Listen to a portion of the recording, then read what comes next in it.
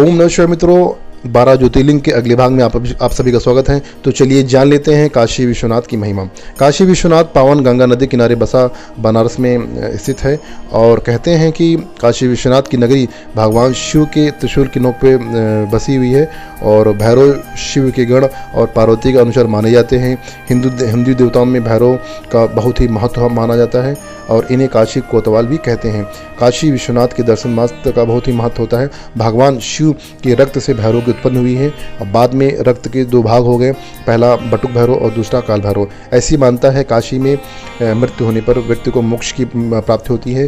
काशी भारत का ही नहीं बल्कि पूरे विश्व का सबसे प्राचीन शहर माना जाता है। तो अगला ज्योतिर्लिंग है त्र्यंबकेश्वर ज्योतिर्लिंग। मित्रों, ये ज्योतिर्लिंग पुणे से कुछ दूरी पर स्थित है और त्र्यंबकेश्वर ज्योतिर्लिंग 12 ज्योतिर्लिंग में से एक है और यहाँ पे मुख्य रूप से 3 देवता ब्रह्मा, विष्णु, शंकर जी निवास करते हैं। गोदावरी नदी में डुबकी लगाने से सारे पाप धुल जाते हैं। एक कथा के अनुसार ऋषि गौतम ने गोदावरी नदी को सूख जाने का श्राप दिया था। भगवान शिव ने गौतम ऋषि की भक्ति से प्रसन्न होकर शाप उठाने का वचन दिया था। ऐसा करने से उन्होंने खुद को त्र्यंबकेश्वर ज्योतिर्लिंग में वहाँ रूप में प्रकट किया और गोदावरी नदी के सतह पर ले आए। तो अगला ज्योतिर्लिंग है बैजनाथ ज्योतिर्लिंग।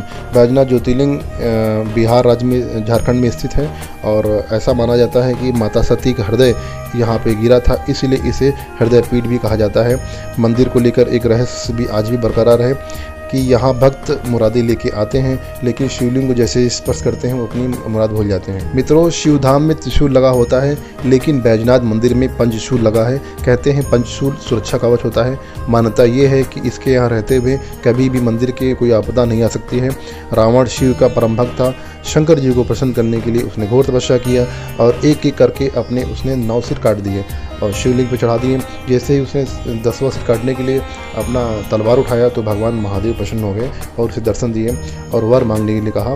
तो रावण ने शिव जी को लंका चलने का आग्रह किया। तो अगला ज्योतिर्लिंग है नागेश्वर ज्योतिर्लिंग। गुजरात में श्री कृष्ण की द्वारका से 20 किलोमीटर दूरी शिव जी का 10वां ज्योतिर्लिंग नागेश्वर स्थित है। यह जो श्रद्धालु द्वारका आते हैं तो नागेश्वर मंदिर जरूर जाते हैं।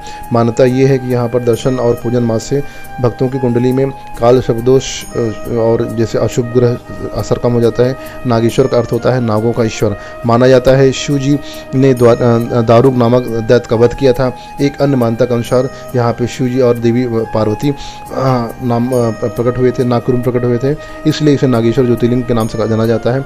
मंदिर की मान्यता पांडव से भी जुड़ी है। महाभारत काल में जब पांडव वनवास काट रहे थे तब इस क्षेत्र में आए। उस समय भीम ने देखा एक गाय एक तालाब में दूध दे रही है।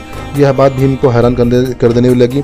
भीम ने तालाब में उतरकर उस जगह पर पहुंचे जहां पर इसके बाद अन्य पांडवों ने तालाब को खाली कर दिया और शिवलिंग की पूजा अर्चना करने लगे। मित्रों, अगला ज्योतिर्लिंग है रामेश्वर ज्योतिर्लिंग। रामेश्वर ज्योतिर्लिंग तमिलनाडु के रामनाथपुरम में स्थित है। कहते हैं दक्षिण में रामेश्वर की महत्ता उत्तर में काशी के समान है। हिंदू मान्यता के अनुसार यहाँ कुंड में स्नान करने के बाद पापों मुक्ति मिल जाती है। कहते हैं यहाँ मौजूद 14 कुंडों का पानी इतना गुणकारी है कि डुबकी लगाने से मात्र से गंभीर बीमारी भी दूर हो जाती है, खत्म हो जाती है। श्री राम ने अमोद बाणों से इस कुंड का निर्माण किया था। रामेश्वर ज्योतिर्लिंग में गंगाजल शिवलिंग का अभिषेक किया जाता है, इसलिए विशेष तौर पर उत्तराखंड में गंगाजल यहाँ से लाया जाता है। पौराणिक कथा के अनुसार लंका विजय के बाद श्री राम पर ब्रह्म हत्या का पाप लगा था, क्योंकि रावण ब्राह्मण था। इस पाप को प्रायश्चित करने के लिए ऋषियों ने भगवान राम को शिवलिंग स्थापित करके जब अभिषेक करने के लिए कहा तो प्रभु श्री राम ने पाप से मुक्त होने के लिए दक्षिण तट पर बालू से शिवलिंग बनाकर उनका अभिषेक किया। एक मान्यता के अनुसार लंका लौटते समय भगवान राम दक्षिण के समुद्र तट पर रुके। यहाँ ब्रह्म हत्या से पाप मिटाने के लिए उन्होंने हनुमान जी को पर्वत से शिवलिंग लाने के लिए कहा। बजरंग बली को आने में थोड़ी सी देर हो गई तो माता सीता ने दक्षिण तट पर बालू से शिवलिंग स्थापित किया, तो इसे रामनाथ कहा जाता है। वही हनुमान जी द्वारा लाए गए शिवलिंग को वै शिवलिंग कहा जाता है। इसी कारण रामेश्वर का रामनाथ स्वामी ज्योतिर्लिंग भी कहा जाता है।